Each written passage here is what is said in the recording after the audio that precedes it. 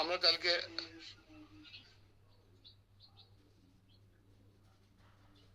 4 নম্বর শ্লোক পর্যন্ত মানে পড়েছিলাম নাকি? 4 ত্যাগ সম্বন্ধে পড়েছিলাম। ত্যাগ না 5 নম্বর হয়েছিল? 4ই শেষ হয়েছিল, 4 শেষ হয়েছিল। ত্যাগ নিয়ে আমাদের দীপঙ্কর প্রভু বেশ খানিকটা ত্যাগ নিয়ে কথা বলেছিলেন। আমরা বেশ কি আমাদের ত্যাগ করা উচিত, কোনটা আমাদের রেখে দেওয়া উচিত।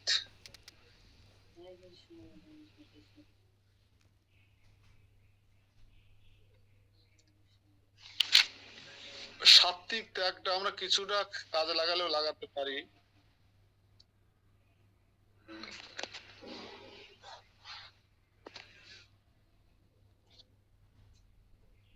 তো শ্লোক নম্বর 5 সবাই দেখুন। আমরা পর্যায়ক্রমে ভগবান শ্রীকৃষ্ণ কি বলছেন আমরা এটা বোঝার চেষ্টা করি। যজ্ঞ দান তপ কর্ম ন ত্যাজ্যম কার্যমেব তৎ। যজ্ঞ দানম তপচৈ তপস্যৈজ এব পাবনানি মনীষানাম।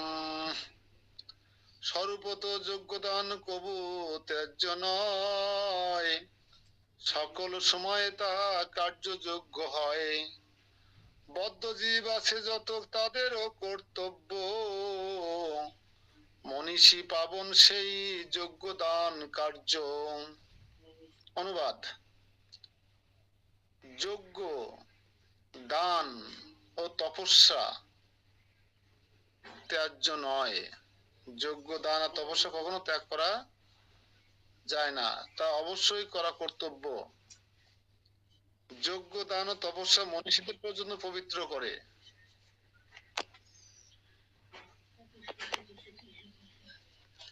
যজ্ঞ দান ও তপস্যা মনীষীদের পর্যন্ত পবিত্র করে। যোগীদের উচিত মানব সমাজের উন্নতি সাধনের জন্য কর্ম সম্পাদন করা। মানব সমাজের উন্নতির জন্য, কোন উন্নতি? পারমার্থিক উন্নতির জন্য। মানুষকে পরমার্থের পথে এগিয়ে নিয়ে যাওয়ার উপযোগী অনেক শুদ্ধিকরণের প্রক্রিয়া আছে। দৃষ্টান্ত স্বরূপ বলা যায়, বিবাহ অনুষ্ঠানকেও এইরকম একটি পবিত্র কর্ম বলে গণ্য করা হয়। যে আগামী সোমবারে আমাদের মন্দিরে বিবাহ আছে, আমাদের বৃন্দ প্রভুর, অনিতা প্রভুর, অনিতা মাতাজি ছেলের বিবাহ আছে, বৈদিক বিবাহ। আমাদের দাকপ, খুলনা দাকপের বাজুয়াতে একটা বিবাহ আছে, বাজুয়া বাজারে দীপা সরকারের, এরাও বৈদিক বিবাহ। এই বৈদিক বিবাহ অগ্নিত্র হোমযজ্ঞ কীর্তন, হ্যাঁ, বৈষ্ণবীয় কায়দা, প্রসাদ দিয়ে সবকিছু মিলে একটা সুন্দর পবিত্র অনুষ্ঠানের আয়োজন আমরা চাইলে করতে পারি, যেটা আমাদের অনিতা মাতাজি করতে চলেছেন। সবাইকে নেমন্তন্ন করে দিলাম, আপনাদের আসবেন অনিতা মাতাজির হয়ে বিয়ে দেখতে, প্রসাদ পেতে।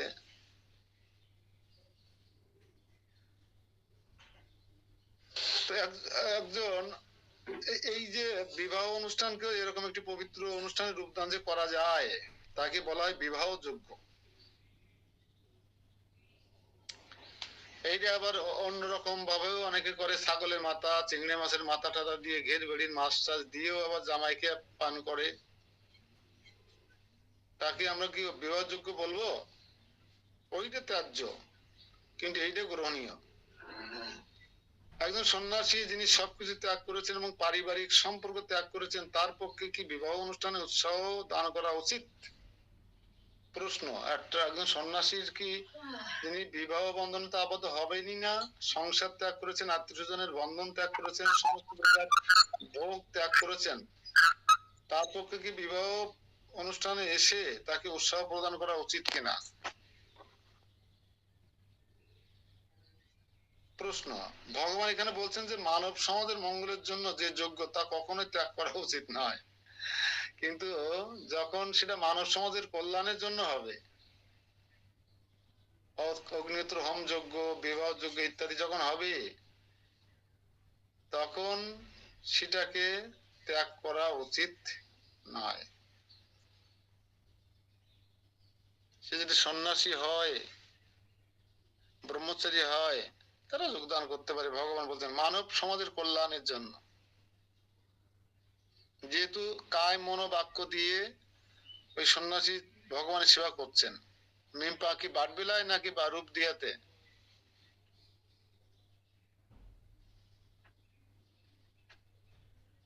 তো হরে কৃষ্ণ বাবু। বিবাহ যজ্ঞের উদ্দেশ্য হচ্ছে মানুষের মনকে সংযত করে শান্ত করা, যাতে সে পরমাত্ম সাধনের পথে এগিয়ে যেতে পারে।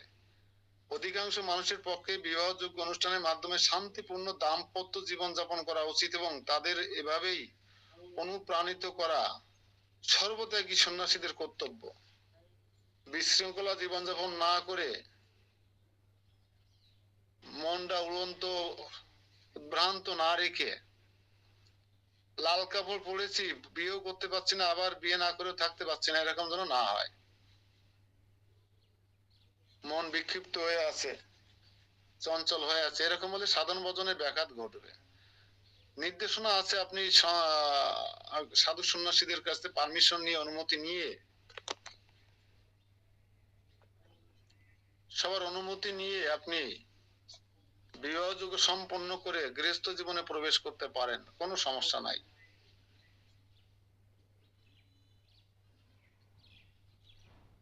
এবং সেই কাজে যদি কোনো সন্ন্যাসী সহযোগিতা করে তাতেও নিষেধ নাই।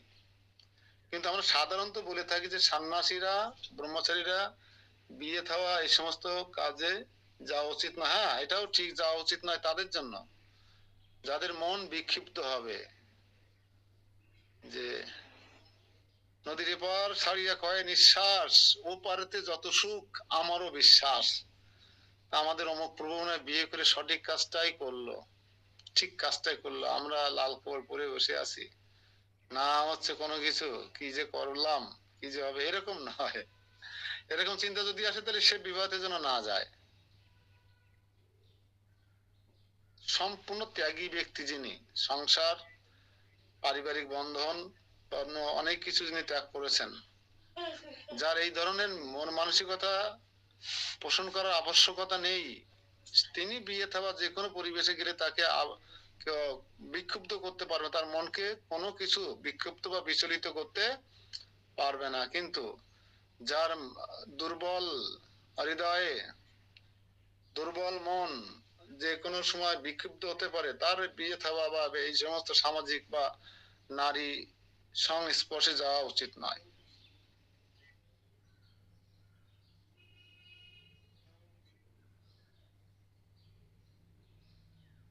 সন্ন্যাসীর কখনো স্ত্রী সঙ্গ করা উচিত নয়, এটা তো মহাপ্রভুর শিক্ষা। কিন্তু তার অর্থ এই নয় যে যারা জীবনের নিম্ন স্তরে রয়েছে, তারা যুবক, তারা বিবাহ করে সহধর্মিনী গ্রহণ করা থেকে নিরস্ত থাকবে। শাস্ত্রের নির্দেশিত সবকটি যজ্ঞই পরমেশ্বর ভগবানের শ্রীপাদপদ্মে আশ্রয় লাভ করার জন্যই সাধিত হয়েছে। তাই নিম্নতর স্তরে সেগুলি বর্জন করা উচিত নয়। তেমনি হৃদয়কে নির্মল করার উদ্দেশ্যে দান করা হয়। দান করলে কি হয়? হৃদয় নির্মল হয়। পূর্বে বর্ণনা অনুযায়ী যোগ্য পাত্রে যদি দান করা হয় তাহলে তা পারমাত্মিক উন্নতি সহায়ক। যোগ্য পাত্রে কন্যা দান করাও কিন্তু বৈদিক যোগ্য অনুষ্ঠানের ফল লাভ হয়। তা যাই হোক, এখানে যে কোনো কোনো সময় অনেক সময় ত্যাগের কথা বলা হলেও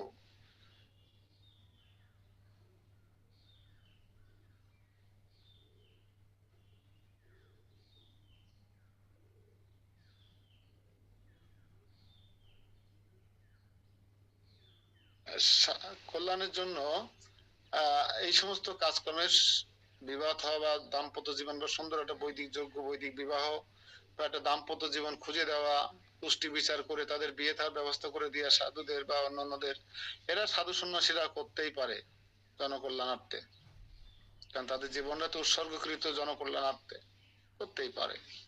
সেই কথাটা ভগবান শ্রীকৃষ্ণ এখানে বোঝানোর চেষ্টা করেছেন। শ্লোক নম্বর 6। এতানিয়পি তু কর্মাণি সঙ্গম তাক্তা ফলানি চ কর্তব্যানি ইতি মে পার্থ নিশ্চিতম মম মতম উত্তমম। যে কার্যে অনুষ্ঠানের ফল সঙ্গ ত্যাগ, কর্তব্যে অনুরোধে শুধু তাই রাগ।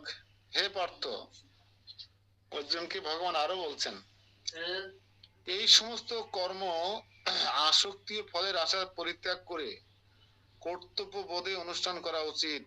কর্তব্য বলে মনে করে অনুষ্ঠান করা উচিত, কোনো ফলের আশাও না, কোনো আসক্তিও না। এরা আপনার কর্তব্য আমার কর্তব্য বলে মনে করে এই কাজগুলো করা উচিত। ইহাই আমার নিশ্চিত উত্তম অভিমত। এটা হচ্ছে ভগবানের অভিমত, যাতে কোনো দ্বিমত করার সুযোগ আমাদের কারো কখনো এই ধৃষ্টতা দেখানো উচিত নয়, ঠিক কিনা? ভগবানের অভিমত মানে কি আমাদের দ্বিমত? কখনো নয়।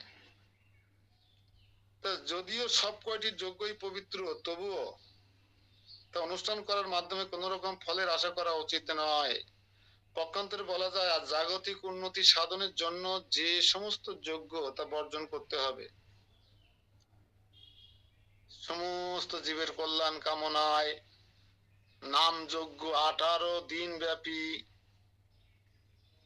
অমুক গ্রামের অমুকের ছেলের 14 বছর ধরে বাচ্চা হয়েছে, তার শুভ কামনায় অষ্টম প্রহার ব্যাপী নাম যজ্ঞ, এরকম গুলো বর্জন করার কথা বলা হচ্ছে। সবকিছুতেই আসক্তি এবং ফলের আশা আছে। হ্যাঁ, আমাদের সবকিছু তো সকল জীবের মঙ্গল কামনায়, কিন্তু ভগবানের প্রীতিবিধানের রাস্তায় কোনটা করি আমরা? ভগবানের প্রীতিবিধানার্থে কোনটা করি? সকল জীবের মঙ্গল কামনায় আপনি যজ্ঞ করলেন, অষ্টম প্রহার, 16 প্রহার, 24 প্রহার, 32 প্রহার, কিন্তু ভগবানের প্রীতিবিধানের জন্য কয় প্রহার কি করলেন, এটা মাথায় রাখতে হবে। সকল মানুষের, অন্তত মনুষ্য সমাজের উদ্দেশ্য হচ্ছে ভগবানের প্রীতিবিধানার্থে কর্ম করা, এবং ফলের আশা বা আসক্তি থাকা উচিত নয়। এখানে বারবার সেটাই বলা হচ্ছে। কিন্তু যে সমস্ত যোগ্য মানুষের অস্তিত্বকে পবিত্র করে এবং তাদের পারমাত্মিক স্তর উন্নীত করে, তা কখনোই ত্যাগ করা উচিত নয়। কৃষ্ণ ভাবনায় ভগবত ভক্তি লাভের সহায়ক সবকিছু সর্বত্রভাবে গ্রহণীয়। তা যে যজ্ঞ করলে মানুষের অস্তিত্বকে পবিত্র করে এবং পারমাত্মিক উন্নতি হয়, এমন একটা যজ্ঞের নাম বলেন তো, কে বলবে? আর রাকেশ বাবু বলতে পারবেন যে যজ্ঞ করলে মানুষের অস্তিত্ব এবং পারমাত্মিক উন্নতি হয়, সেই যজ্ঞ কি?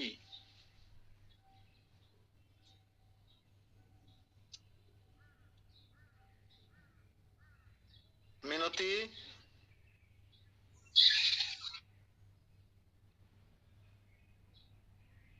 এখানে বলছে যে সমস্ত যজ্ঞ মানুষের অস্তিত্বকে পবিত্র করে এবং তাদের পারমাত্মিক স্তর উন্নতি করে, সেই যজ্ঞ ত্যাগ করা উচিত না। সেই রকম একটা যজ্ঞের নাম কে বলতে পারবে? জপ যজ্ঞ। হরে কৃষ্ণ। হরিনাম সংকীর্তন। আবার ক্যামেরা অফ কেন? নাকি নেটের সমস্যা? বুঝতে পারছি না তো। আপনার একদম বাদে সবার ক্যামেরা অফ কেন? না না, ক্যামেরা অন আছে প্রভু। পালাই থেকে ক্লাস করা যায়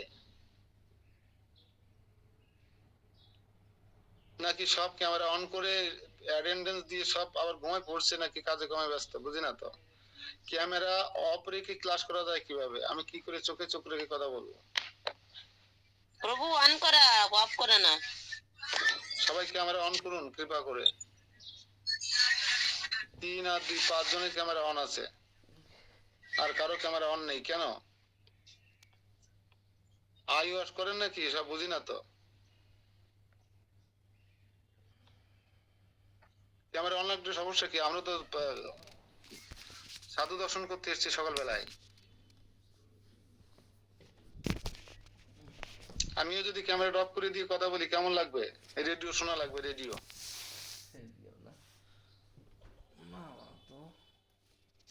সবাই ক্যামেরা অন করুন।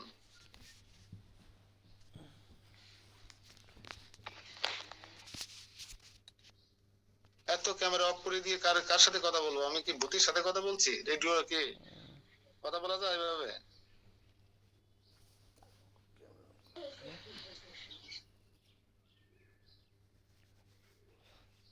আমি একটা প্রশ্ন রাখছি যে যজ্ঞ তো অনেক প্রকার, যজ্ঞের কথা আমরা ইতিমধ্যে শুনে এসেছি এসেছি না? কোন অধ্যায় শুধু যজ্ঞ, 12 না 10 অধ্যায়, 12 অধ্যায় না 11 অধ্যায় শুধু যজ্ঞ আর যজ্ঞ।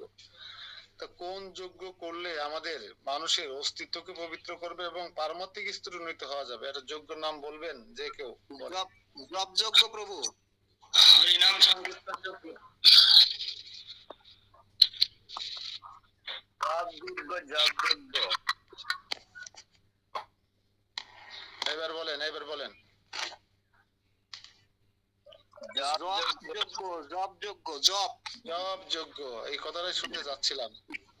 আমরা চাই নতুন ভক্তরা কথা বলুক, যারা নতুন জয়েন করছে, নতুন ভক্তি জীবনে আসছে, তাদের অনেক পথ এখনো পাড়ি দিতে হবে, তারাই কথা বলবে, তারাই প্রশ্ন করবে, তারাই জিজ্ঞাসা করবে। আমরা চেষ্টা করবো সবাই মিলে তাদের সেই প্রত্যাশা অনুযায়ী জিজ্ঞাসার উত্তর দেওয়ার জন্য।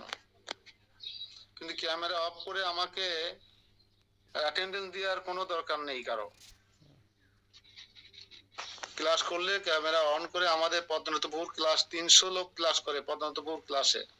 পূজ্যপাদ পদ্মনেত্র দাস ব্রহ্মচারী, কো ডিরেক্টর মায়াপুর নামহট্ট, আমাদের এই ডুমুরিয়ার সন্তান, আমাদের গর্ব।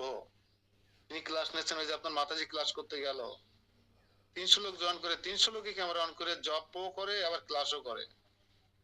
কিন্তু আমাদের এই কয়জন লোক ক্লাস করে, আমরা সব ক্যামেরা অন করে অফ করে রেখে দিচ্ছি কেন?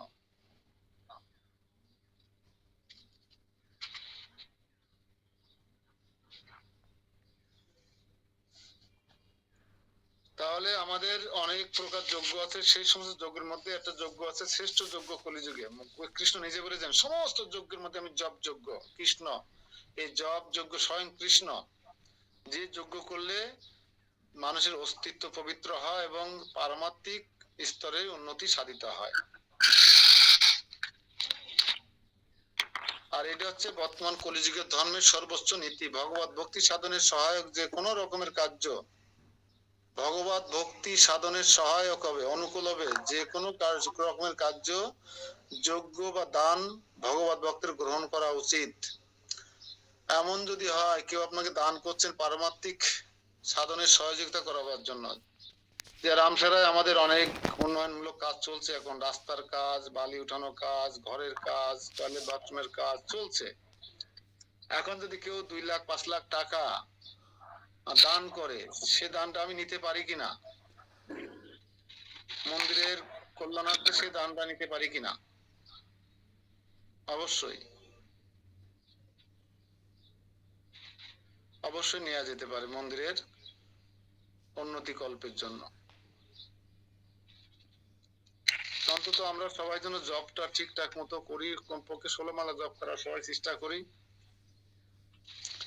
আর এই জবের মাধ্যমে কি হবে? চেতো দর্পণ মার্জনম ভাব মহাদাবাগ্নি নির্বাপনম শ্রেয় কৈরব চন্ডিকা বিতারণম মিথ্যাবোধুর্জীবনম আনন্দম বুদ্ধি বর্ধনম প্রতিপদম পূর্ণমিতাসদনম সর্বতোষ্ণ পরম বিজয়তে শ্রীকৃষ্ণ সংকীর্তনম। পরম বিজয় লাভ হবে, আপনি চরমে কি করবেন? শ্রীকৃষ্ণকে বিজয় করতে পারবেন, লাভ করতে পারবেন। এই সংকীর্তন আন্দোলনের মাধ্যমে হরে কৃষ্ণ মহামন্ত্র জপ করার মাধ্যমে কি হবে? এই চেতনা মার্জন হবে। চেতো দর্পণ মার্জনম, এই হৃদয়ের মধ্যে যে আয়না আছে, আয়নায় যে ময়লা আবর্জনা পড়ে গেছে, এটা পরিষ্কার হবে। দেখবেন রাস্তার পাশে যদি আপনি বিশাল বড় একটা আয়না রেখে দিয়ে আসেন, 10 দিন পরে সে আয়নায় গিয়ে মুখ দেখতে পারবেন? পারবেন, একটা ধুলোর আস্তরণ পড়ে যাবে, স্বরূপ দর্শন হবে না। ঠিক আমাদের মনের মধ্যে যে আয়নাটা আছে, সেটাতে নানা রকম ময়লা আবর্জনা পড়ে গেছে, এজন্য আমরা আমাদের স্বরূপ দেখতে পাচ্ছি না। আমি কে? আমি কোথা থেকে এসেছি?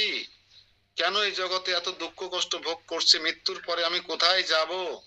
এই কোনোটা আমরা উপলব্ধি করতে পারছি না। কেন? চেতো দর্পণ মানে মনের মধ্যে যে আয়নাটা আছে, চেতনার মধ্যে বা হৃদয়ের মধ্যে, সে আয়নায় অনেক ময়লা আবর্জনা পড়ে গেছে। বৈষ্ণব অপরাধ, ধাম অপরাধ, নাম অপরাধ, জীবত্বজনিত অপরাধ, হ্যাঁ, মিথ্যা বলা অপরাধ, চারটা নিষিদ্ধ কর্ম করার অপরাধ, এই সমস্ত অপরাধে ময়লা আবর্জনা খুঁটিনাটি নিষিদ্ধাচার যশ খ্যাতি প্রতিষ্ঠা পূজা লোভ, এই সমস্ত ময়লা দ্বারা সে আয়নায় আবর্জনায় ভরে গেছে। এই জন্য আমরা চিনতে পারছি না আমি কে, তাই বলছে আমি মেম্বার, আমি চেয়ারম্যান, আমি কর্মকর্তা, আমি শিক্ষক, আমি পুরুষ, আমি নারী, এই সমস্ত পরিচয় দিচ্ছি। কেন? আয়নায় মুখ দেখতে পাচ্ছি না, আন্দাজে তো একটা কিছু বলতেই হবে, এই জন্য এক একজন এক এক রকম বলছে। তো স্বরূপে আমরা কি? কিন্তু সেই মনের যে আয়না পরিষ্কার হবে কিভাবে? হরে কৃষ্ণ মহামন্ত্র নামক ডিটারজেন্ট পাউডার আর জপের মালা নামক মাজুনি দিয়ে যখন মার্জন করা হবে, চেত দর্পণ মার্জনম ভব মহা দাবাগ্নি। আমরা সবাই ভবের পরে সংসারে দাবাগ্নিতে জ্বলছি, সবসময় সবসময় দাবাগ্নিতে জ্বলছি। তাই আমাদের হরে কৃষ্ণ মহামন্ত্র কীর্তন করার মাধ্যমে যখন আমাদের চেত দর্পণ মার্জন হবে, তখন আমাদের এই দাবাগ্নি লিভে যাবে। এই যে দাও দাও করে যে অগ্নি জ্বলছে সংসারে, এই অগ্নি নিভে যাবে। আর চন্দ্রের কিরণের মতো স্নিগ্ধ অনুভূতি আপনার মধ্যে কাজ করবে, চন্দ্রের কিরণের মতো স্নিগ্ধ অনুভূতি। চন্দ্রের কিরণ কেমন? পূর্ণ চন্দ্রদেব যখন উদিত হয়, কাছাকাছি আসে আমাদের পৃথিবীর, তখন কেমন হয় দেখছেন? স্নিগ্ধ। দিনের বেলা হলে গা পুড়ে যেত, কিন্তু রাতের বেলা স্নিগ্ধতা। চন্দ্র কৈরব চন্দ্রকে বিতরণম বিদ্যা বধুর জীবনম, বিদ্যা বধুর জীবনম, মানে জ্ঞান রূপ বিদ্যা। নববধূ সবসময় সবার কাছে আকর্ষণীয় কিনা? গতকালকে রাতে বিয়ে করে নিয়ে আসছেন আপনার গ্রামে কোনো ছেলে, সেই বউটা ওই গ্রামে সবার আকর্ষণীয় কিনা? নতুন বউ দেখতে যায় কিনা? টাকা দিয়ে মানুষ, টাকা দিয়ে বউ দেখতে যায়। এখন কি আপনার বউ কেউ দেখতে আসে? টাকা না, এমনি ফ্রি দেখতে আসে? আসে না। এখন ফ্রি দেখতে আসবে না, আপনি টাকা দিলে দেখতে আসবে না। কিন্তু নতুন বধূ ও টাকা দিয়ে শাড়ি দিয়ে দেখতে আসে কিনা? মিষ্টি নিয়ে আসে কিনা নতুন বউ দেখার জন্য? তা আপনি যদি সত্যিকারে চেত দর্পণ মার্জনম ভব মহাদাবাগ্নি নির্বাপনম যদি হরিনাম যজ্ঞ করতে পারেন, তাহলে নতুন বধূর ন্যায় আপনাকে সবসময় সবাই দর্শন করার জন্য ব্যস্ত থাকে। যদি আমরা দেখেন আপনাদেরকে, আমি বিশেষ করে আপনাদেরকে প্রতিদিন দর্শন করার জন্য ব্যাকুল হয়ে যাই, যেহেতু আপনারা জপ যজ্ঞ করছেন, হরিনাম করছেন। এই জন্য সকালবেলায় উঠে আমি 5:30টায় মোবাইল অন করে বসে থাকি, কখন আমি আপনাদেরকে দর্শন করতে পারবো। হরি বল। একটাই কারণ, জপ যজ্ঞ, হরিনাম জপ। এই জন্য অন্তত আজ যাই করুন, হরিনাম জপটা 16 মালা সবাই নিষ্ঠা সহকারে করবেন। প্রভুপাদ তার গুরুদেব 64 মালা জপ করার কথা বলেছিলেন, ভক্তি সিদ্ধান্ত সরস্বতী ঠাকুর। কিন্তু প্রভুপাদ বিদেশিদের মাঝে এই কৃষ্ণ ভাবনা প্রচার করতে গিয়ে তাদেরকে একটু কৃপা করবার জন্য, একটু সুযোগ দান করবার জন্য সেই 64 মালা থেকে অনলি 16 মালায় নামিয়ে নিয়ে এসছেন, এবং সেটা আমাদের জন্য প্রযোজ্য করে দিয়েছেন, সার্বজনীন করে দিয়েছেন। তা নাহলে আমাদেরও কিন্তু 416 মালা জপ করতে হতো যদি ইসকনে দীক্ষা নিতে হতো, বা গৌড়ীয় বৈষ্ণবদের কাছে দীক্ষা নিতে হতো। কৃপা করে আমাদের মাত্র 16 মালা জপ করার কথা বলতেন। সেই 16 মালা জপটা যেন সুন্দরভাবে সবার হয়। টিভি দেখতে দেখতে, মোবাইল চাপতে চাপতে, বা গল্প করতে করতে, বা প্রকৃতির দৃশ্য দেখতে দেখতে, বাসে ট্রামে চড়তে চড়তে যেন না হয় আমার মতন। এগুলো কিন্তু আমি করি, কিন্তু আপনারা করবেন না।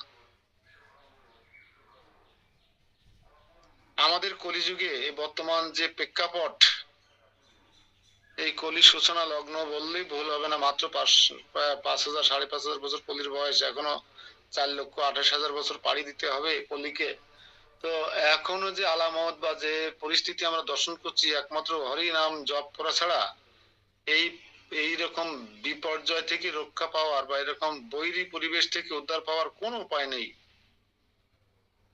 হরিনাম করা ছাড়া। সেই হরিনামটা যেন সবার সুন্দর মতো হয়,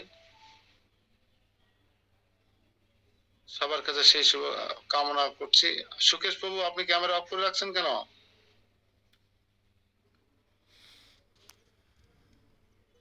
আপনি তো ক্যামেরা অফ করেন না সুকেশ বাবু।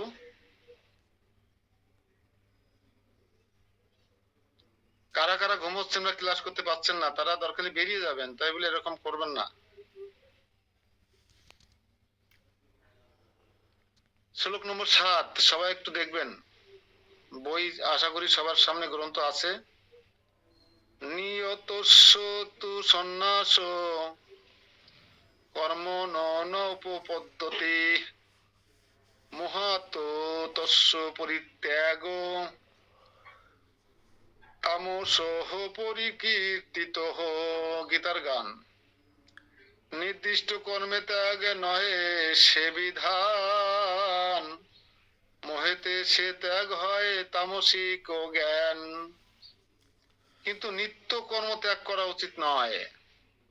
কর্ম, তপস্যা, দান এসবগুলো ত্যাগ করার কথা বলা হচ্ছে, যেটা শুধু তামসিক বা রাজসিক হয়। কিন্তু আমরা যে কর্ম করি প্রতিদিন এটা সাত্বিক কর্ম। যেমন এই যে ভোরে ঘুম থেকে 4টের সময় যারা স্নান করেছেন তাদের দেব স্নান হয়ে গেছে। স্নান 4 প্রকার, জানেন তো সবাই? স্নান 4 প্রকার। সেদিন কোথায় যেন দেখলাম 3:30 থেকে 4টের মধ্যে যে স্নান সেটা হচ্ছে দেব স্নান। 4টা থেকে 6টার মধ্যে যে স্নান সে স্নান হচ্ছে, না সরি, 3:30 থেকে 4টে পর্যন্ত স্নান এটা হচ্ছে ব্রহ্ম স্নান, উত্তম। আর 4টে থেকে 6টা পর্যন্ত যে স্নান এটা হচ্ছে দেব স্নান, দেবতাদের সমকক্ষ। ঋষি ঋষি 6টা থেকে স্নান, ঋষি 8টা স্নান। পর্যন্ত যে স্নান, 6টা থেকে 8টা এটা হচ্ছে মনুষ্য স্নান। আর 8টার পরে যারা স্নান করে আমাদের সনাতন ধর্মে বা সব ধর্মের লোকেরা 8টা পরেই 99.9% মানুষ স্নান করে, এটা হচ্ছে আসরিক স্নান।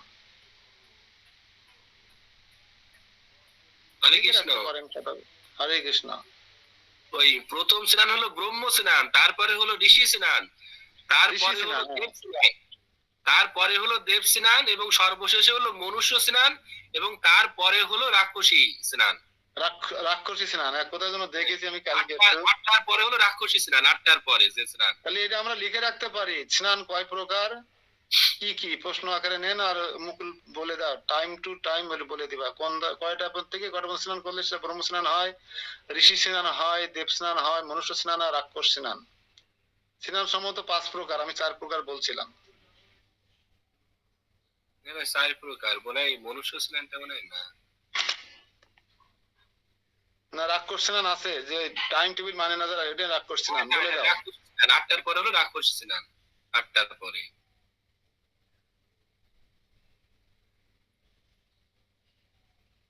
তো এই 3:30, সম্ভবত 3:30 থেকে 4:30 ভিতরে হলো ব্রহ্ম স্নান, তারপরে হলো 4:30 থেকে আর 5:30 এটা হলো ঋষি স্নান, আর 5:30 থেকে 6:30 এটা হলো দেব স্নান, আর হলো তারপরে যে স্নান সেটা হলো মনুষ্য স্নান, আর তারপরে মানে 8টার পরে হলো সব রাক্ষসী স্নান। তো অন্তত আমরা এখানে যারা ক্লাসে জয়েন করেছি আমরা অত্যন্ত সৌভাগ্যবান যে আমরা অনেকেই ব্রহ্ম স্নান, ঋষি স্নান, দেব স্নান এর মধ্যেই সীমাবদ্ধ আছি, এবং এই অভ্যাসটা অত্যন্ত ভালো। হয়তো আমরা সময় মতো এই জীবনে আসতে পারিনি বলে আমাদের জীবনে অনেক মাসুল দিতে হচ্ছে, অনেক মূল্য চুকাতে হচ্ছে। কিন্তু যারা জাস্ট টাইমে এই জীবনে প্রবেশ করেছেন তারা অনেক বেনিফিটেড হচ্ছেন এখান থেকে। যে এই যে ভোরে ঘুম থেকে ওঠা, এই যে ব্রহ্মমূর্তি স্নান করা, এই যে কি উপকার শরীরের জন্য। যারা সময় মতো জয়েন করেছেন এই সমস্ত পারমাত্মিক জীবনে, এই নিত্য কর্মে, এটা হচ্ছে নিত্য কর্ম। যিনি কথা এই নিত্য কর্মে যারা টাইমলি জয়েন করতে পেরেছেন তারা অত্যন্ত সৌভাগ্যবান, সৌভাগ্যবতী। কিন্তু আমরা যারা এক্সপায়ার ডেট হয়ে গেছে 38-40 বছরে জয়েন করেছি, তার মধ্যে এই দেহটাকে আমরা অনেক ক্ষতি করে ফেলেছি, যার অনেক মূল্য চুকাতে হচ্ছে আমাদের এখন। এই জন্য এই ভোরে ঘুম থেকে ওঠার উপকারিতা সারা বিশ্বে জাগতিক বৈজ্ঞানিকরা পর্যন্ত পরামর্শ দিচ্ছেন, এবং ব্রহ্মমূর্তি স্নান আপনি 3:30 4টে স্নান করবেন, যত ঠান্ডা জলে স্নান করুন না কেন আপনার সর্দি কাশি লাগবে না। কিন্তু আপনি 8টা 10টা করে স্নান করতে যাবেন, দেখবেন তার একটা শীত লাগার ব্যাপার স্যাপার থাকবে। আবার রাত 9টা 10টার সময় স্নান করবেন, আপনার ঠান্ডা লেগে যাবে। আপনি 9টা 10টার সময় স্নান করেন না, ঠান্ডা লেগে যাবে। কিন্তু 4টের সময় স্নান করেন, ইচ্ছা মতো কোনো ঠান্ডা লাগবে না। ওই সময় স্বর্গীয় বায়ু প্রবাহিত হয় এই জগতের পথ দিয়ে, স্বর্গীয় বায়ু প্রবাহিত হয় ওই সময়। ওই সময় বায়ু, ওই সময় অক্সিজেন, ওই সময় বাতাবরণ সবকিছু স্বর্গীয়। সেই দিক দিয়ে আমরা সবাই অন্তত যারা ক্লাসে আসি, আমরা সবাই প্রায় ওই সময় স্নান আদি করে আমরা অন্তত রাক্ষস স্নান করি না কেউ। কিন্তু সনাতন ধর্ম সহ সমস্ত ধর্মের মানুষেরা রাক্ষস স্নানে অভ্যস্ত। আমরা নিত্য কর্ম বলতে 4টে উঠে স্নান করা, মঙ্গল আরতি করা, হ্যাঁ, নৃসিংহদেবের আরতি করা, তুলসী আরতি করা, তুলসী পরিক্রমা করা, তুলসীতে জল দান করা, শিক্ষা অষ্টকম গাওয়া, দশবিধা নাম অপরাধ বর্জনের বিষয়টা করা, মঙ্গল আচরণ করা, এই যে সকালে সাধু সঙ্গে হরিকথা শ্রবণ করা, জপে মালায় জপ করা, ভগবানের জন্য ফুল তুলসী তোলা, অর্চন করা, দর্শনারতি, গুরু পূজা, ভোগ নিবেদন করা, গ্রন্থ অধ্যয়ন করা, সাধু সঙ্গ করা, গ্রন্থ প্রচার করা, ভগবানের বাণী প্রচার করা, এই নিত্য কর্ম আমরা কখনো ত্যাগ করতে পারি না। এইগুলোর মাধ্যমে আমরা সমস্ত জড়কলুষ থেকে মুক্ত হব, কর্মের বন্ধন থেকে মুক্ত হব, সমস্ত পাপ থেকে মুক্ত হব, ভগবান এবং সদ্গুরু চরণে আশ্রয় গ্রহণ করব, ভগবানের প্রেমে যুক্ত হব। এবং আমি যে কৃষ্ণ নিত্য দাস এটা তখনই বুঝতে পারবো, আয়না পরিষ্কার হয়ে যাবে তখন। এই সমস্ত গুলো করলেই কিন্তু ওই ময়লা আয়না পরিষ্কার হবে। চেত দর্পণ মার্জনম, ওই আয়নাটা পরিষ্কার তখনই হবে যখন এই কর্মগুলো আপনি করবেন। আপনি রাস্তায় পড়ে থাকা একটা আয়না 10 দিন পরে মুখ দেখতে পাচ্ছেন না, 1 ইঞ্চি ধুলো পড়ে গেছে, তাহলে আপনি চাইলে চেষ্টা করে মুখ দেখতে পারবেন যদি আপনি সেখানে কর্ম করেন। কর্মটা কি? একটা কিছু ডিটারজেন্ট পাউডার, একটা মাজুনি নিয়ে এসে, একটা জল নিয়ে এসে যদি দিয়ে ভালো করে মাজুনি দিয়ে ডিটারজেন্ট পাউডার দিয়ে ভালো করে ঘষাঘষি করে জল মেরে দেন, আয়না আবার চকচক তকতক করবে কিনা, আপনি নিজেকে চিনতে পারবেন কিনা, আপনার মুখ আপনি দেখতে পাবেন কিনা, তখন আপনি বুঝতে পারবেন কি জীব কৃষ্ণের নিত্য দাস, চেয়ারম্যান মেম্বার নয়। জীব কৃষ্ণের নিত্য দাস এই বিশ্বাস করলে তো আর দুঃখ নেই, আপনার দুঃখ থাকবে না। চেতনার মধ্যে যে আয়না সেটা যদি পরিষ্কার রাখতে পারেন জপের মাধ্যমে, কৃষ্ণ নাম জপ করার মাধ্যমে, তাহলে আপনারা দুঃখ থাকবে না। কেন? জীব কৃষ্ণ নিত্য দাস এই পরিচয় আপনার, আপনি দাস আর কৃষ্ণ হচ্ছে মনিব, এই পরিচয় আপনি পেয়ে যাবেন। আপনার খারাপ কর্ম, খারাপ চেতনার কারণে এই জড়জগতে এসেছেন, এখানে দুঃখ কষ্ট ভোগ করছেন, মৃত্যুর পরে আপনি কোথায় যাবেন নির্ভর করছে আপনার কর্মফলের উপরে। কি রকম কর্ম করছেন তার উপর নির্ভর করছে। যদি কৃষ্ণ ভাবনা ভাবিত থাকেন তাহলে আপনি ভগবত ধাম প্রাপ্ত হবেন, যদি দান ধান জপ যজ্ঞ করতে থাকেন তাহলে আপনি স্বর্গসুখ ভোগ করবেন, আর যদি অপকর্ম করেন তাহলে আপনি নরক যন্ত্রণা ভোগ করবেন। আর যদি সাত্বিক গুণের অধিকারী হয়ে জীবন যাপন করেন আপনি ব্রহ্মলোক প্রাপ্ত হবেন, সত্যলোক প্রাপ্ত হবেন। আর যদি রজগুণী অবস্থান করে আপনি জীবন যাপন করে মৃত্যুবরণ করেন তাহলে আপনি পিতৃলোক প্রাপ্ত হবেন। আর যদি তমগুণী অবস্থান করে আপনি মৃত্যুবরণ করেন তাহলে এটা আসরিক ভাবাপন্ন অসুরজনিতে আপনার জন্ম হবে, অসুর পশুজনিতে। জলের মতো পরিষ্কার হিসাব নিকাশ, বুঝা গেল?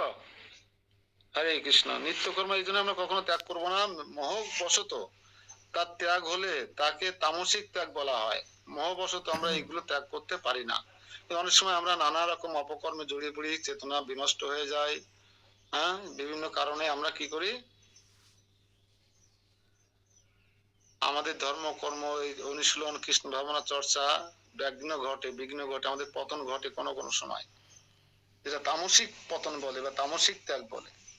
এই সমস্ত কর্ম কখনো আমরা ত্যাগ করবো না, যে কোনো পরিস্থিতিতে চালিয়ে নিয়ে যাওয়ার চেষ্টা করব। তো জড় সুখ ভোগের উদ্দেশ্য যে সমস্ত কর্ম তা অবশ্যই পরিত্যাজ্য। জড় সুখ ভোগের জন্য যে সমস্ত কর্ম, নিত্য কর্ম, সেগুলোতে পরিত্যাগ করার কথা এখানে বারবার বলা হচ্ছে। কিন্তু যে সমস্ত কর্ম মানুষকে পারমাত্মিক ক্রিয়াকলাপে উন্নতি করে, যে কথাগুলি এতক্ষণ বলছিলাম, যেমন ভগবানের জন্য রান্না করা, ভগবানকে ভোগ নিবেদন করা, ভগবত প্রসাদ গ্রহণ করা, অনুমোদন করা হয়েছে। আরো যেগুলো বললাম অর্চন থেকে শুরু করে চারটি, এই শীতকালে যে চারটি ঠান্ডা জলে স্নান করবে তার নিত্যকর্মের প্রথম ধাপ সে অতিক্রম করতে পারবে। ভগবানকে খুশি করার জন্য এটাই অনেক অনেক। শাস্ত্রে বলা হয়েছে যে সন্ন্যাসীর নিজের জন্য রান্না করা উচিত নয়, নিজের জন্য রান্না করা নিষিদ্ধ, কিন্তু পরমেশ্বর ভগবানের জন্য রান্না করতে কোনো বাধা নেই সন্ন্যাসীর। তেমনি শিষ্যকে কৃষ্ণ ভাবনামৃত লাভের পথে এগিয়ে নিয়ে যেতে সাহায্য করবার জন্য সন্ন্যাসী বিবাহযোগ্য অনুষ্ঠান করতে পারেন। এই সমস্ত কর্তব্যগুলিকে যদি কেউ পরিত্যাগ করে তাহলে বুঝতে হবে যে সে তমগুণে কর্ম করছেন। একজন সন্ন্যাসী নিজে খাওয়ার জন্য রান্না বান্না নিয়ে ব্যস্ত থাকা উচিত নয়, কিন্তু সে ভগবানের জন্য রান্না করতে পারে। কিন্তু আমরা গৃহস্থ ভক্তদের শুধু রান্না করলে হবে না, আর্ন করা থেকে শুরু করে চারটে স্নান করা থেকে শুরু করে মঙ্গল আরতি থেকে শুরু করে সবকিছু নিত্যকর্মের অংশ। তারপরে 8টা, 8:30, 9টার সময় আপনি আপনার দৈনন্দিন যে অর্থনৈতিক আর্ন করবার জন্য যে কাজকর্ম সেটা আপনি করতে পারেন। কিন্তু শুধু ব্রাক নিয়ে থাকবো, শুধু অফিস আদালত নিয়ে থাকবো, শুধু ব্যবসা বাণিজ্য নিয়ে থাকবো, কৃষ্ণকে ভুলে যাব, তাহলে সেটা আপনার নিত্যকর্ম ত্যাগ করা, তামসিক অবস্থানে চলে গেলেন আপনি। এই নিত্যকর্ম ত্যাগ করা যাবে না, এগুলো করতে হবে। এই জন্য আমি আপনাদেরকে প্রায় বলে থাকি যে কথাটা, সেটা হচ্ছে যে আপনি দৈনন্দিন কর্ম পরিকল্পনা করবেন, টার্গেট প্ল্যান করবেন, সাপ্তাহিক, পাক্ষিক, মাসিক, বাৎসরিক, ষান্মাসিক, কিন্তু সেখানে যেন 1-1.5 ঘন্টা আপনার পরকালের জন্য থাকে, পারমাত্মিকতা থাকে। সে টার্গেট প্ল্যান যেন কৃষ্ণ বাদ পড়ে না যায়, সেই টার্গেট প্ল্যানে যেন ধর্ম বাদ পড়ে না যায়। এই বিষয়টা আপনাদের সবসময় মাথায় রেখে জীবন প্রণালী বা জীবন পরিচালনা করবার জন্য টার্গেট প্ল্যান করতে হবে।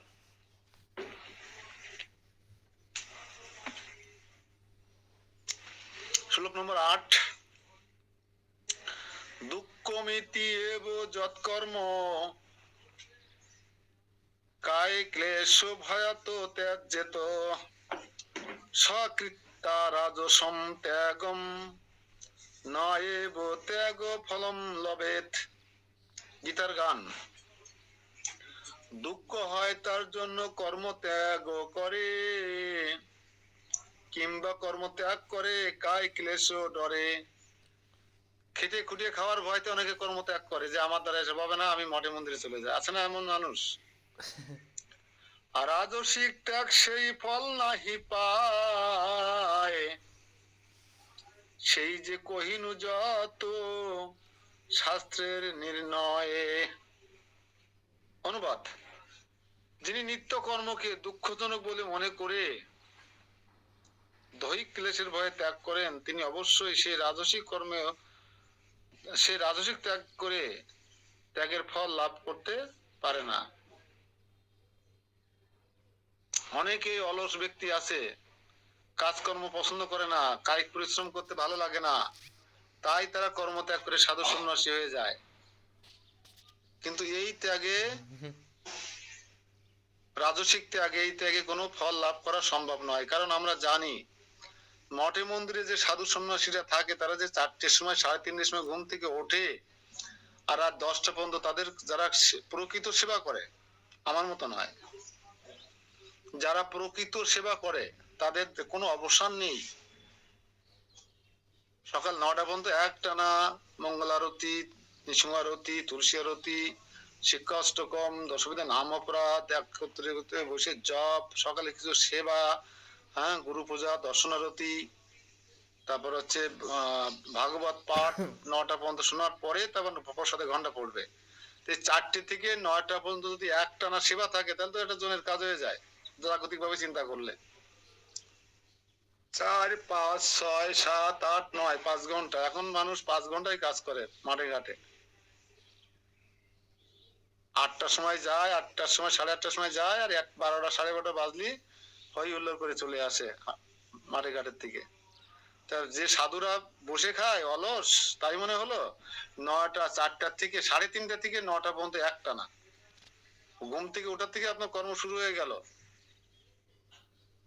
একটানা 5.5 ঘন্টা কাজ করার পরে সে প্রসাদে যায়। প্রসাদ পাওয়াটাও কি কর্ম কিনা, নিত্য কর্ম কিনা? একসঙ্গে বসে প্রসাদ পাওয়া, প্রসাদ সার্ভিস করা, ওটা করতে করতে 10টা বেজে গেল। 10টার পরে একটু বিশ্রাম নিয়ে, যার যে মন কেউ বিশ্রাম নিতে পারে, কেউ পারে না, যার যেমন সেবা আছে।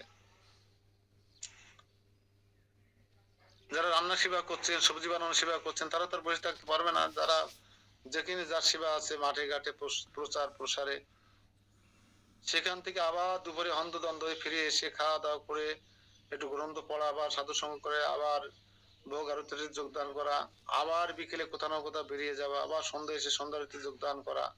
তো কই সাধুরা বসে খায় কোথায়? কর্ম করে, নিত্য কর্ম করে তো। কিন্তু যারা নিত্য কর্মের ভয়ে দুঃখজনক বলে মরে, দৈহিক কষ্ট মনে করে, ঘাম ঝরবে, শরীর নষ্ট হয়ে যাবে, চেহারা ভেঙে যাবে মনে করে এই সমস্ত কর্ম থেকে পালিয়ে থাকে, তাদের কর্মকে এখানে রাজস্বিক কর্ম বলা হচ্ছে। এই কর্ম করলে কোনো ফল লাভ তো হবেই না।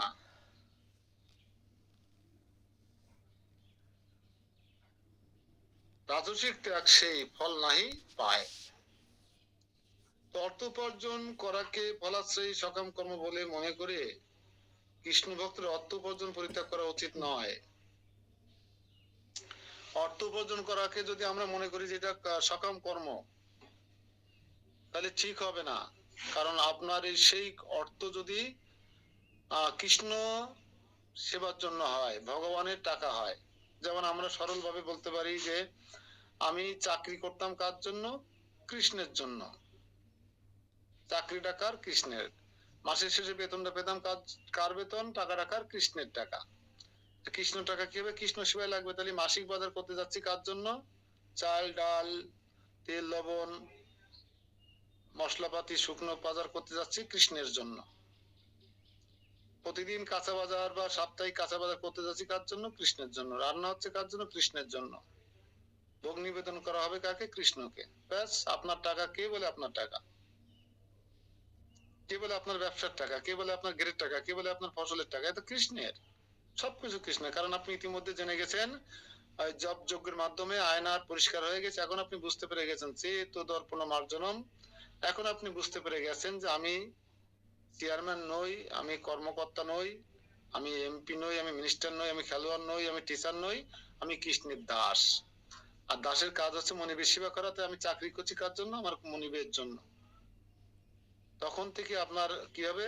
ভব মহা দাবাগ্নি নিমে যাবে। যে অন্তরে ভিতরে বাইরে যে দাবাগ্নি জ্বলছে না সংসার, এগুলো তখন নিভে যাবে, শীতল হয়ে যাবে। কার মতন? চন্দ্রের কিরণের মতো শীতল হয়ে যাবে তখন আপনার জীবন, মান, হৃদয়, মন, পরিবার, পরিজন সবকিছু চন্দ্রের কিরণের মতন শীতল হয়ে যাবে। বুঝা গেল?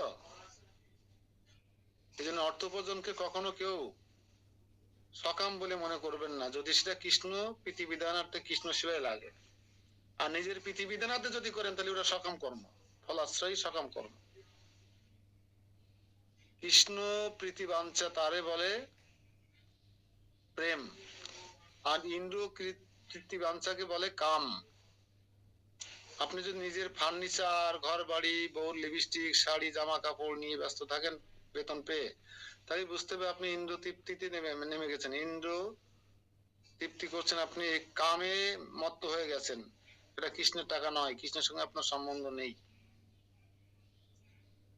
কাজকর্ম করে অর্থ উপার্জন করে সেই অর্থ যদি শ্রীকৃষ্ণের সেবায় নিয়োগ করা হয়, আবার অথবা খুব সকালে ঘুম থেকে উঠে যদি পারমাত্মিক কৃষ্ণ ভক্তি সহায়ক হয়, তাহলে সেই সমস্ত কর্মগুলি কষ্টদায়ক বলে তার ভয় সেগুলি অনুশীলন থেকে বিরত থাকা উচিত নয়। এই ধরনের ত্যাগ রাজস্বিক মনোভাবাপন্ন রাজস্বিক কর্মের ফল এবং সবসময় ক্লেশদায়ক হয়ে থাকে।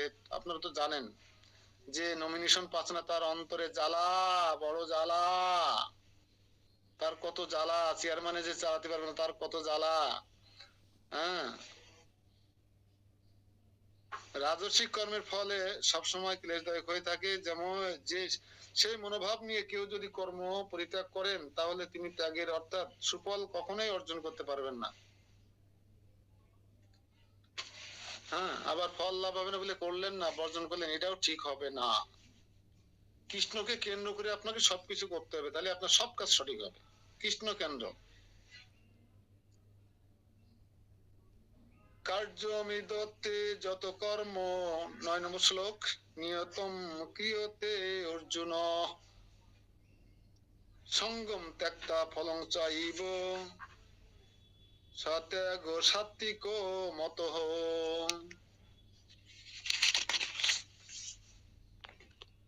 কর্তব্য কর্তব্য জানিয়া যেবা সর্ব কর্ম করে, ফল ত্যাগ করিবারে সাত্বিক নাম ধরে।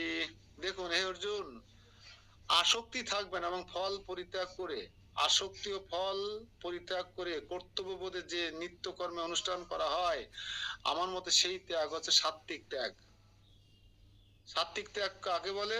আসক্তি আর কর্মফলের আশা ত্যাগ করতে হবে, করে সমস্ত কাজ করতে হবে। সে 4টের সময় স্নান করা থেকে শুরু করে যত কর্ম আছে সেজন্য কৃষ্ণের প্রীতি বাঞ্ছার জন্য হয়। সেখানে আসক্তি আর কর্মফলের আশা যদি না থাকে, তাহলে সেই কর্ম হচ্ছে সাত্বিক কর্ম। এই কর্ম কখনো ত্যাগ করা উচিত নয়। ত্যাগ করা উচিত, সাত্বিক কর্মে ত্যাগ করা উচিত। কি কি ত্যাগ করতে হবে বকুল প্রভু? কি কি ত্যাগ করলে সাত্বিক কর্ম হবে আপনার নিত্য কর্মটা? বকুল প্রভু, হরে কৃষ্ণ। সাথী মাতাজি, হরে কৃষ্ণ। কোন বিষয় বলি ত্যাগ করলে আপনার সমস্ত কর্ম সাত্বিক কর্ম হবে? কে বলবে? কেউ কথা বলে না। সুবর্ণ মাতাজি বলতে পারবেন? সুবর্ণ মাতাজি, সুবর্ণ ঘোষ।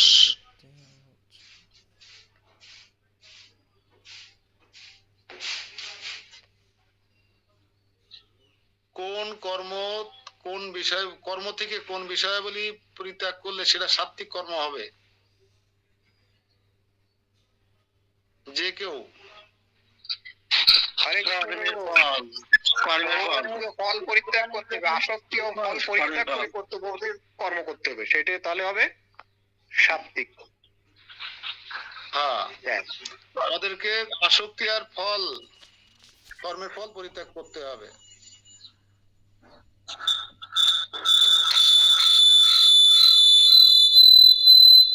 তাহলে সাত্বিক ত্যাগ কাকে বলে? আমরা একটা নোট নিয়ে রাখি এখানে। সাত্বিক ত্যাগ কাকে বলে, রাজসিক ত্যাগ কাকে বলে, তামসিক ত্যাগ কাকে বলে, নোট নিয়ে রাখলে এটা আমাদের স্মরণে থাকবে। নোটগুলো যখন আমরা চোখ বোলাবো, দিন শেষে রাত শেষে একটু চোখ বোলাবো শোয়ার সময়, তখন আমাদের বিষয়গুলো মনে থাকবে। সাত্বিক ত্যাগ কাকে বলে?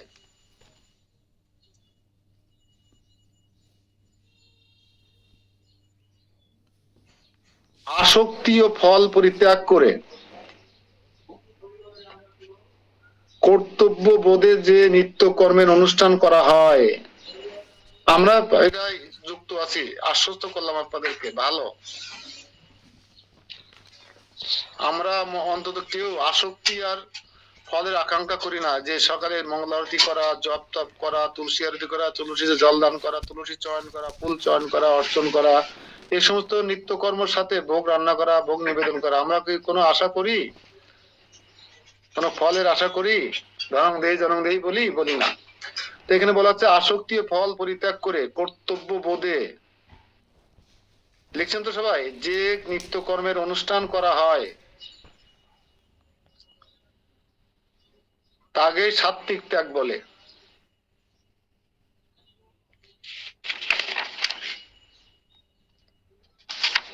আর রাজসিক ত্যাগ কাকে বলে? লেখেন, রাজসিক ত্যাগ কাকে বলে? লিখে নিন নোটগুলো। উত্তর, নিত্য কর্মকে দুঃখজনক বলে মনে করে, নিত্য কর্মকে দুঃখজনক বলে মনে করে দৈহিক ক্লেশের ভয়ে,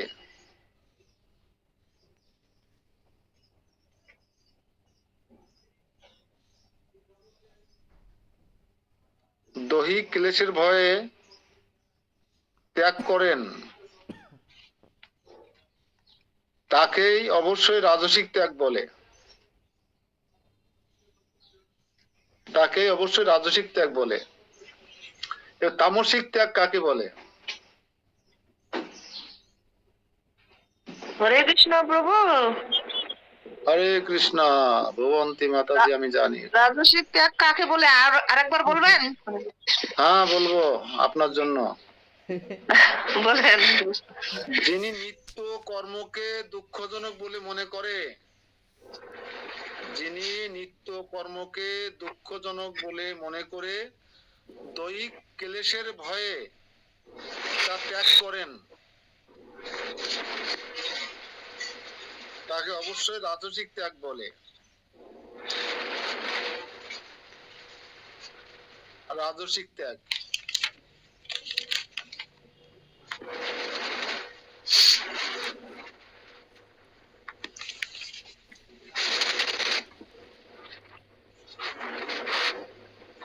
তামসিক ত্যাগ কাকে বলে?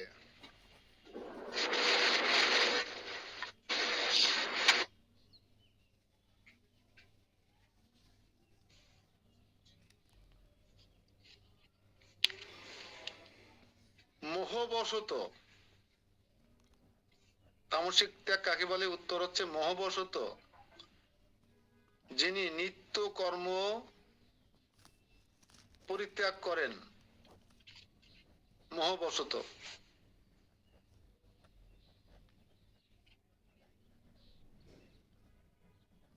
মোহবশত যিনি নিত্য কর্ম পরিত্যাগ করেন তাকেই তামসিক ত্যাগ বলে।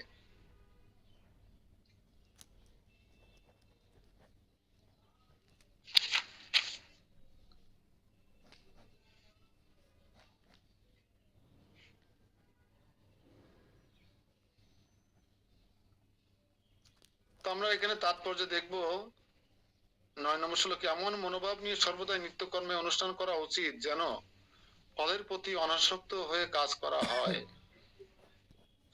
এমনকি কাজের ধরনের প্রতি অনাসক্ত হওয়া উচিত।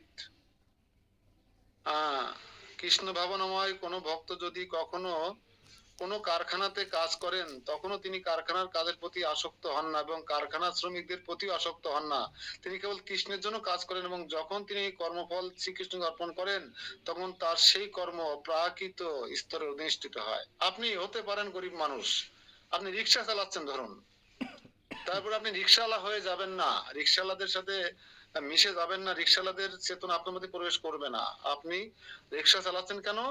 কৃষ্ণ সেবা করবার জন্য। আপনারা জানেন, কথাটা বললে অনেক কষ্ট পেতে পারেন, অটো চালানো, রিক্সা চালানো ভক্তদের এটা কোনো বিষয় না। তারা যদি তিলক মালা ধারণ করে জপমালা গলায় রেখে অটো চালায়, সে অটো চালানোর অর্থ দিয়ে যদি ভগবানের জন্য ফলমূল, দুধ সামগ্রী কিনে নিয়ে এসে ভগবানের নিবেদনের জন্য করে, কৃষ্ণ সেবার জন্য করে, তাহলে সেই সেবা অত্যন্ত উত্তম সেবা। তাতে তার সে রিক্সাওয়ালা হয়ে যায় না, অটোওয়ালা হয়ে যায় না, সে বৈষ্ণবই থাকে। এবং যখন সেই অর্থ কৃষ্ণ সেবায় লাগাবে তখনই। আপনি জানেন শ্রীশ্রীমৎ জয় পতাকা স্বামী গুরু মহারাজ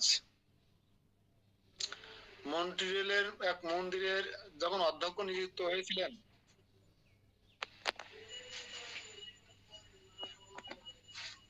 লাবণী সাহা, লাবণী সাহা এখন ঢুকলো, লাবণী সাহা। তো জয় পতাকা স্বামী গুরু মহারাজ কি করতেন জানেন? সে মন্দিরের ভার মানে ব্যয়ভার বহন করবার জন্য একটা 5 তারকা হোটেলে ওয়ার্ড বয়ের কাজ করতেন জয় পতাকা স্বামী গুরু মহারাজ, যিনি আমেরিকার 3য় ধনী সন্তান ছিলেন।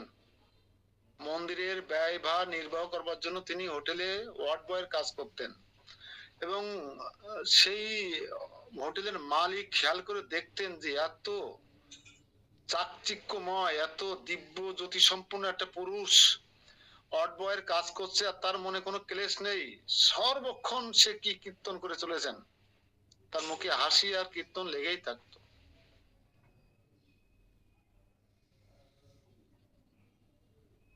এবং পরবর্তীকালে সেই হোটেলের মালিক শ্রীমৎ জয় পতাকা স্বামী গুরু মহারাজের এই জীবন প্রণালী, দৈনন্দিন জীবনের যে এই যে কর্ম পরিকল্পনা, টার্গেট প্ল্যানে ব্রাকের ভাষায় বলা হয় যেটা, এটা দর্শন করে সেই হোটেলের মালিক বিমোহিত হয়ে গিয়েছিলেন এবং গুরু মহারাজ কর্তৃক খানিকটা আসক্ত হয়েছিলেন, পরবর্তীকালে তিনি ভক্তি জীবনে প্রবেশ করেছিলেন।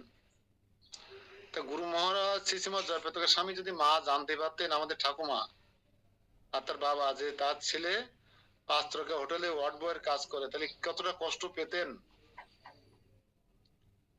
যাদের অর্থবিত্তের কোনো অভাব ছিল না, সাংসয়িকতার কোনো অভাব ছিল না।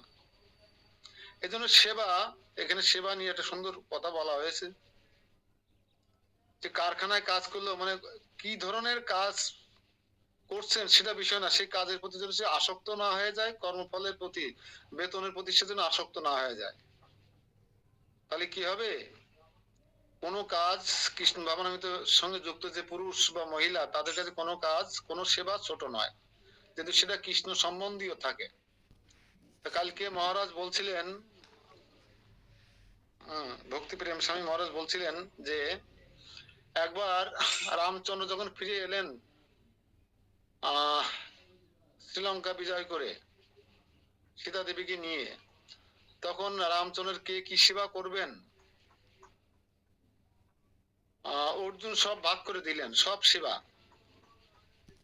কে তার পদ সেবা করবে, কে তার রান্না করবে, কে তার সেনাপতি হবে, কার কোন কর্তব্য কর্ম রামের সহযোগিতা করার জন্য সব ভাগ করে দিয়েছেন। এমন সময় হনুমান এসে বলছে, প্রভু প্রভু আমাকে কি সেবা দিয়েছেন, আমার সেবাটা কোথায়, আমার নামটা কোথায়? বলছে তুমি অনেক সেবা করেছো ইতিমধ্যে, তুমি অবসরে থাকো, তোমাকে আর সেবা করতে হবে না। বলছে না, আমি আমি রামের সেবা না করে, প্রভুর সেবা না করে থাকতে পারবো না।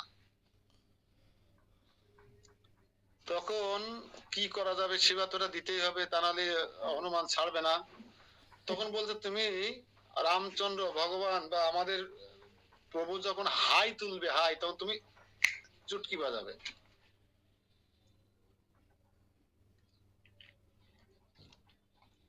যখন রামচন্দ্র হাই তুলবে তখন চুটকি বাজাবে, তাহলে তার অলসতা বা ঘুমের ঝিমুনি আসলে সেটা ভেঙে যাবে।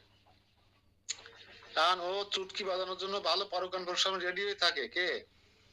দেখুন এই সেবা পেয়েই হনুমান মহা খুশি, যে ও আমার ভাই ভ্রাতা আমাকে লক্ষণ আমাকে ভালো সেবা দিয়েছে, আমাকে একটা সেবা দিয়েছেন। দেখুন মন্দিরে আমরা অনেক সময় কি করি, মঠ মন্দিরে যারা আসি, সেবা নিয়ে কিন্তু অনেক গন্ডগোল হয়, মন্দির ছেড়ে চলেও যায়। হ্যাঁ, আমি MA পাস, আমি এত বড় পাঠক, আমি এতগুলো নামর্থ প্রচার করি, আমাকে টয়লেট পরিষ্কার করার সেবা দিল, এই আমার সম্পর্কে ধারণা, থাকবো না এই মন্দিরে। আছি না আমরা, আমরা কিন্তু এটাই নিয়েই পড়ে আছি মন্দিরে। হ্যাঁ, আমাকে সবজি বানাতে হবে প্রতিদিন সকালে ক্লাস দিয়েছি, হ্যাঁ এই সেবার আমাকে দিতে পারলো কর্তৃপক্ষ, জানে না আমি সকালে ক্লাস দিই, আমি কত বড় পাঠক, আমি এই মন্দিরে থাকবো না। বলুক না একবার টয়লেট পরিষ্কার করতে। সেবা দেখুন, সেবা পেয়েও কিন্তু আমরা খুশি হতে পারছি না। কেন আমাকে ফুলের মালা গাঁথা সেবারে দিতে পারলো না? হ্যাঁ, আমাকে নাট মন্দিরে কীর্তন করা সেবারে দিতে পারতো না? আমি কত বড় গাইয়ে আমাকে কেন পুকুর সাফ করা সেবাটা দিল? সেবা নিয়ে আমরা সন্তুষ্ট হই? অধিকাংশ ভক্তরা যে সেবা পায় সে সেবা নিয়ে সন্তুষ্ট হই না। কিন্তু আমাদের শিক্ষা গ্রহণ করতে হবে বানর জাতি, পশুর কাছ থেকে শিক্ষা নিয়ে দেখতে হবে পশু কি শিক্ষা দিচ্ছে। বানর, হনুমান শুধু চুটকি বাজানো, চুটকি বাজানো সেবা পেয়ে মহা খুশি, এবং রামচন্দ্রের সামনে সবসময় অপলক নয়নে থেকে থাকে, সে থাকে রামচন্দ্রের মুখের দিকে কখন হাই তুলবে, তখন একটা চুটকি বাজাই দিবে। কিন্তু রামচন্দ্র তো হাই তুলে না। আর রামচন্দ্র ঘুমাতে গেছে, বিশ্রামে গেছে, তাও মাথার কাছে কি বসে আছে হনুমান। ডিউটি তো ডিউটি। এই জন্য কোনো কর্ম, কৃষ্ণ সেবার, ভগবত সেবার কোনোটাকে ছোট করে দেখা উচিত নয়। এটা হচ্ছে চরম শিক্ষা। এখন রামচন্দ্র হা করে রয়েছে, রামচন্দ্র হা করে ঘুমাচ্ছে, আর বাজিয়ে যাচ্ছেন হনুমান, বাজিয়ে যাচ্ছেন। সীতা দেবী বলছে কি ব্যাপার হনুমান, তোমার কোনো কাজ নেই, তুমি কি করছো এখানে? হ্যাঁ, আমার প্রভু তো কাজ দিয়েছেন, লক্ষণ কাজ দিয়েছেন। প্রভু যখন হাই উঠাবে, হা করে হাই তুলবে, তখন প্রভুর সামনে আমাকে চুটকি বাজাতে হবে। তা প্রভু বলছেন কি করবো, তার তো কোনো সেবা নেই, তা আমি হা করে আসি, ও চুটকি বাজাক। রামচন্দ্র তখন বলছেন যে ও তো কোনো সেবা নেই, আমি তো হাই তুলি না, তো কি সেবা করবে? ও তো সারাদিন তিত্তের কাকের মতো বসে আছে, কখন আমার সেবা করবে? যেন আমি বিশ্রাম নেওয়ার সময় হা করে আসি, ওই জন্য মনে করো আমি হাই তুলছি, আরো চুটকি বাজাতে থাকুক, ও সেবা কর। তা দেখুন, আপনি যদি বাথরুম পরিষ্কার করা, গাছের গোড়ায় জল দেওয়া, পুকুর পরিষ্কার করা, গাভীকে খাবার দেওয়া সেবা পান, সবজি বানানোর সেবা, বাসন মাজা সেবা, বা প্রসাদ পাওয়ার পরে হল পরিষ্কার করা সেবা, কোনো না কোনো সেবা করেন, কোনো সেবা ছোট নয়, যদি আপনি সেটা হনুমানের মতো আন্তরিকতার সহিত গ্রহণ করতে পারেন, এবং সেটা যেন কৃষ্ণ সেবার সঙ্গে সংশ্লিষ্ট থাকে, কৃষ্ণ সম্বন্ধীয় সেবা হয়। এই জন্য আপনি কোনো কারখানার কোনো গার্মেন্টসের শ্রমিকও হতে পারেন। কৃষ্ণ আপনার কাজ করার সময় মন থাকবে, আমি এই এই এই কারখানায় শ্রমিকের কাজ করছি, আমি কৃষ্ণের জন্য, আমি কৃষ্ণের দাস, আমার মনিবের সেবার জন্য, এই অর্থ মনিবের এই কর্ম করছি আমি কৃষ্ণের প্রীতি বেদনার্থে, তাহলে আপনাকে এই কর্মের ফল বা ফল আশ্রয়ী হতে হবে না কখনো। 10 নম্বর শ্লোকটা পড়ে আমরা শেষ করব। ন দেষ্টেতি অকুশলম কর্ম কুশলে ন অনুযজতে ত্যাগী সত্য সমাবিষ্ট মেধাবী ছিন্ন সংশয় কর্তব্যের অনুরোধে অকুশল করে আসক্তি নাই সে কুশল কর্মের তরে মেধাবী যে ত্যাগী শত সমাবিষ্ট হয় ছিন্ন তার হয়ে যায় সকল সংশয়। অনুবাদ: শতগুণে আবিষ্ট মেধাবী ও সমস্ত সংশয় ছিন্ন ত্যাগী অশুভ কর্মের বিদ্বেষ করেন না। শতগুণে আবিষ্ট যে ব্যক্তি, মেধাবী যে ব্যক্তি ও সমস্ত সংশয় ছিন্ন ত্যাগী, যিনি অশুভ কর্মে বিদ্বেষ করে না এবং শুভ কর্মে আসক্ত হয় না। আবার চলে গেছি একজন সাধু ব্যক্তির জীবনী বা তার গুণাবলী সম্পর্কে আলোচনা হচ্ছে পুনরায় এখানে। একজন সাধু ব্যক্তি, সৎগুণে আবিষ্ট আছেন যে ব্যক্তি, সৎ বা ত্রিগুণাতীত যে ব্যক্তি, যিনি সমস্ত সংশয় ছিন্ন করেছেন যে কৃষ্ণ নিত্য দাস, জীব কৃষ্ণের নিত্য দাস, এই বিশ্বাস করলে তো আর দুঃখ না, এরকম সমস্ত সংশয় যিনি ছিন্ন করেছেন, তার কাছে অশুভ কর্ম শুভ কর্ম কোনটা আসক্তি বা বিরক্তির কারণ নয়। যে মানুষ কৃষ্ণ ভাবনায় বা সদ্গুণময়, তিনি কাউকে বা শরীরের পক্ষে ক্লেশদায়ক কোনো কিছুতেই ঘৃণা করেন না। তিনি শারীরিক দুঃখ কষ্টের পরোয়া না করে যথাস্থানে যথাসময় তার কর্তব্য পালন করে চলেন। ব্রহ্মভূত স্তরে অধিষ্ঠিত এই সমস্ত মানুষদের সবচেয়ে বুদ্ধিমান এবং তাদের কার্যকলাপ সর্বপ্রকারেরই সন্দেহাতীত বলে জানতে হবে। হরে কৃষ্ণ কৃষ্ণ কৃষ্ণ হরে হরে, হরে রাম রাম রাম হরে হরে। আমরা হনুমানের এই কর্তব্য কর্ম বা সেবা থেকে অনেক বড় শিক্ষা নিতে পারি, কোনো সেবা ছোট নয়। হ্যাঁ, আমি এতদিন পরে মন্দিরে এসেছি, আমি এত টাকা নিত্য সেবা দিই, আমাকে একটু বসতে বললো না প্রভু, আমাকে এক গ্লাস জল আনতে বা এক বোতল জল আনতে পাঠিয়ে দিল, কি আমাকে জল এনে খাওয়াবে, তারা আমাকে জল আনতে বললো, আর মন্দিরে আসবো না, এরকম মনোভাব যেন আমাদের কখনো না হয়। মন্দিরে এসে একটা সেবা খুঁজে নিতে হবে, মন্দিরে সেবার অভাব নেই। আপনি গুরুদেবের সেবা করতে চান, হয়তো বপু সেবা করতে পারছেন না, বাণী সেবা করুন। গুরুদেবটা, এই মন্দিরটা কার? গুরুদেবের আশ্রম না? যে মন্দিরে আপনার যে উঠা বসা, যে মন্দির থেকে আপনি শিক্ষা গ্রহণ করছেন, যে প্রতিষ্ঠান থেকে আপনি দীক্ষা পাচ্ছেন, ভিসা অফিসের ভগবত ধামে ভিসা পাচ্ছেন, সেই সংশ্লিষ্ট ভিসা অফিসটা আছে গুরুদেবের। সেখানে এসে গুরুদেবের সেবা করতেছেন, বপু সেবা না, বাণী সেবা করুন। বাণী সেবা করুন, সঙ্গে সঙ্গে এসে 5টা গীতা নিয়ে আপনি প্রচার করে ফেলুন। আপনি যে দেখলেন বাথরুমটা ভালো বোধ হচ্ছে না, আপনি গামছা পরে লেগে গেলেন, বাথরুমটা পরিষ্কার আমি করতাম এক সময় যখন চাকরি করতাম, শুক্রবারে এসে গামছা নিয়ে আসতাম, এসে গল্লামার ইস্কন মন্দিরের বাথরুমে ঢুকে যেতাম, বাথরুম পরিষ্কার টুষ্কার করে স্নান দান করে ধুতি মুতি পরে প্রসাদ পেয়ে দুপুরে বিকেলে ক্লাস করতাম। আপনি ফুল গাছগুলো সাইজ করুন, জল দিন, দেখবেন কাঠগুলো এলোমেলো আছে আমাদের উত্তর পাশে। আপনি যদি সক্ষমতা থাকে আপনি কাঠগুলো গুছিয়ে গুছিয়ে রাখুন। সব তো কৃষ্ণের সেবা, সব তো এই যে সেবাগুলোর কথা বলছি সব কৃষ্ণ কেন্দ্রিক কিনা, মন্দির কেন্দ্রিক কিনা। আপনি দেখলেন যে রাস্তাটা আবর্জনা হয়ে আছে, গতকাল ঝাড়ু দেওয়া হয়নি, আপনি ঝাড়ু দিন। সবজির খোসাগুলো পড়ে আছে, এখনো গরুকে দেওয়া হয়নি, গাভীকে দেওয়া হয়নি। আপনি একটা বস্তাগুলো সবজির খোসাগুলো তুলে এনে ঝাড়ু দিয়ে খোসাগুলো ওই গোশালায় দিয়ে আসুন, গাভী সেবা হয়ে যাবে।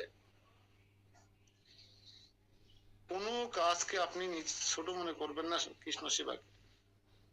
আমরা একটা পশু থেকে শিক্ষা নিলাম যে তাকে চুটকি বাজানো সেবা দিচ্ছে, তাতেই সে মহা খুশি। কত বড় মহান দায়িত্ব, বড় বড় দায়িত্ব পালন করেছেন না হনুমান। গন্ধমাদন পর্বত থেকে উঠাই নিয়ে আসছেন লক্ষণকে বাঁচানোর জন্য। কত বড় বড় জটিল জটিল কাজ করেছেন। সীতা দেবীকে সুরক্ষা প্রদান করেছেন, লবকুশকে সুরক্ষা প্রদান করেছেন, লঙ্কায় লাভ দিয়ে চলে গেছেন, কত যুদ্ধ করেছেন সেখানে।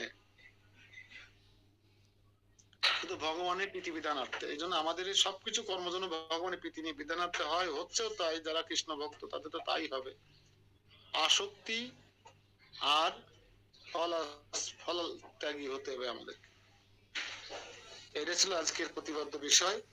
হরে কৃষ্ণ কৃষ্ণ কৃষ্ণ হরে হরে, হরে রাম রাম রাম হরে। কারো কোনো প্রশ্ন বা কোনো মন্তব্য আছে কি?